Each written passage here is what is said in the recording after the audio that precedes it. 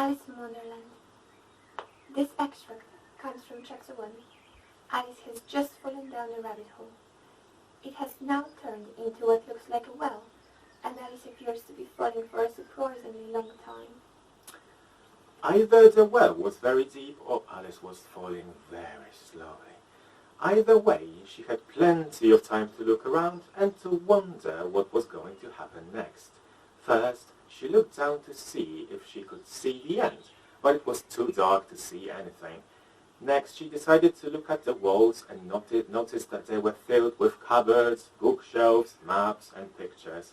As she continued down the well, Alice took a jar of orange marmalade from one of the shelves. Excitedly, she removed the lid only to discover that the jar was empty. Disappointed, Alice put it back inside a different cupboard as she fell past. Well, Alice thought to herself, after a fall this long, I won't even mind falling down the stairs anymore. In fact, I don't think I'd even mind falling from the top of the house. Down, down, down. Alice continued to fall. Would it ever end? As she continued descending, she wondered how many miles she had fallen and whether she would soon reach the middle of the earth. Then she wondered whether she would fall straight through the earth and come out in a different country altogether. I shall have to ask whether I'm in Australia or New Zealand. Alice decided out loud, pleased with herself for having such an excellent knowledge of geography. Down, down, down, the fall continued.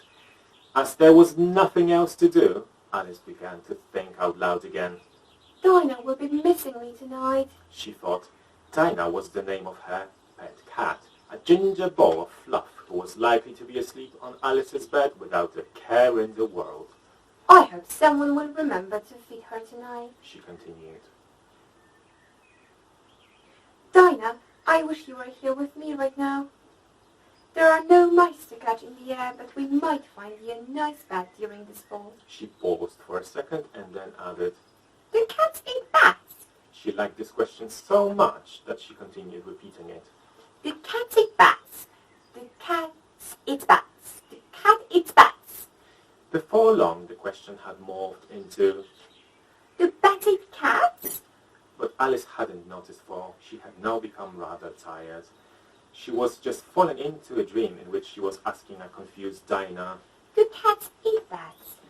When there was suddenly a large thump.